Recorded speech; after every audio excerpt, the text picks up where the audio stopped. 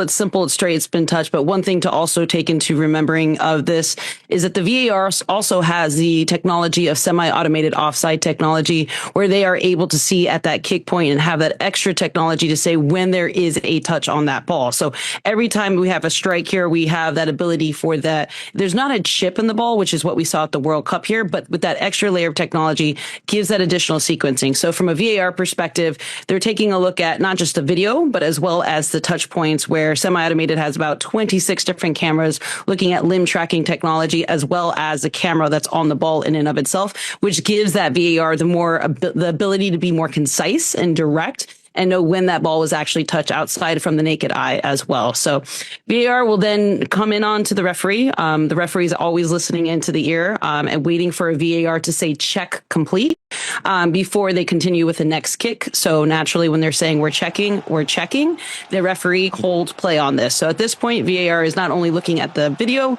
but is also looking to see that sequencing with the semi-automated offside technology to give that confirmation whether it's not. Now, what I would like to have seen, and maybe the referee did, but from the angles that we looked at, is the referee be a little bit more demonstrative in indicating the VAR signal with the TV signal to really kind of help sell and explain the decision on the field, so there wasn't as much confusion from a viewer perspective. But the rule is the rule, the law is the law, and with the technology and how precise football has asked it to be and has invested millions of dollars in it, that's the difference, and that's what you get today. That data that you talk about, Christina, the touch point data, is that something that UEFA will make public? Yeah, they haven't necessarily released the information prior to. I wouldn't be surprised if they do, based on some demands and some requests. This is a bit of a case of first impression, I can tell you that. I mean, I've never really had someone slip and fall and still make it into the back of the net. So if there is a demand for it, they probably could, but I think it's pretty straightforward. That would just be something of unique and would be up to UEFA competitions to determine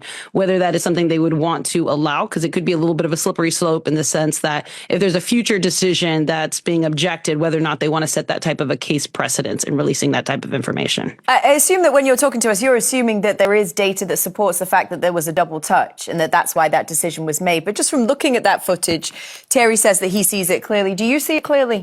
I wouldn't say that it would be necessarily, I mean, it's enough for me, but it's still not where, if we're putting this on a quick social media clip, if you're getting that distributed, people are going to take a quick look and say, I didn't see a material or significant touch.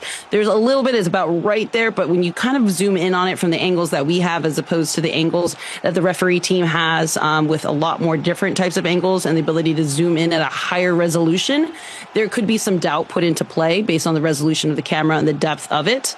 So that's where I would say that, from our perspective, from the VAR perspective and what they have that more precise information. But you got to understand the fans love to always have something kind of controversial. So that's probably why it needs to be sold a little bit more with the data.